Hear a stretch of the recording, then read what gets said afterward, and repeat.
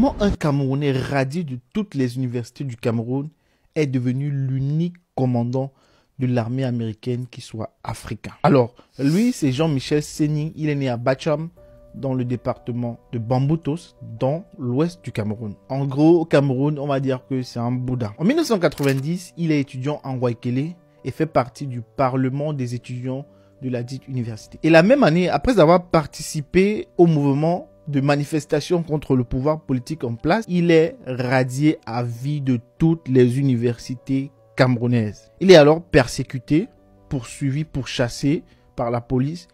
Il prend donc ainsi le chemin de l'exil avec ses camarades. Dans un premier temps, il va au Burkina Faso, le pays des hommes intègres. Ensuite, il va au Bénin. Parce qu'il a été chassé également du Burkina Faso pour motif de trouble à l'ordre public. Car il faut dire que le gars, c'est un rebelle. Et on l'accuse de vouloir se mêler de la politique du pays. Parce qu'il était contre Blaise Compaoré.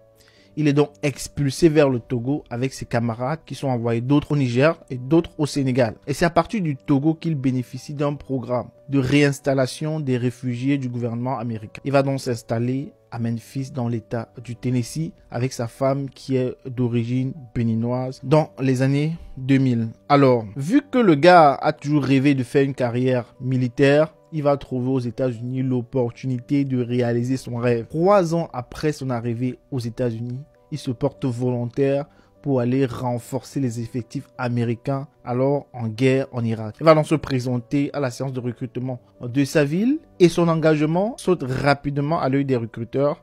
Et en 2003 et en 2005, il est tout d'abord réserviste. Et en déjà passé le grade de sergent, il va en Irak pour la guerre contre Saddam Hussein. Après 18 mois, il rentre sain et sauf et monte au grade de sergent-chef. Et en parallèle de cela, il passe une licence en ingénierie informatique, ce qui lui ouvre les portes pour se présenter à la section du corps des officiers en 2006.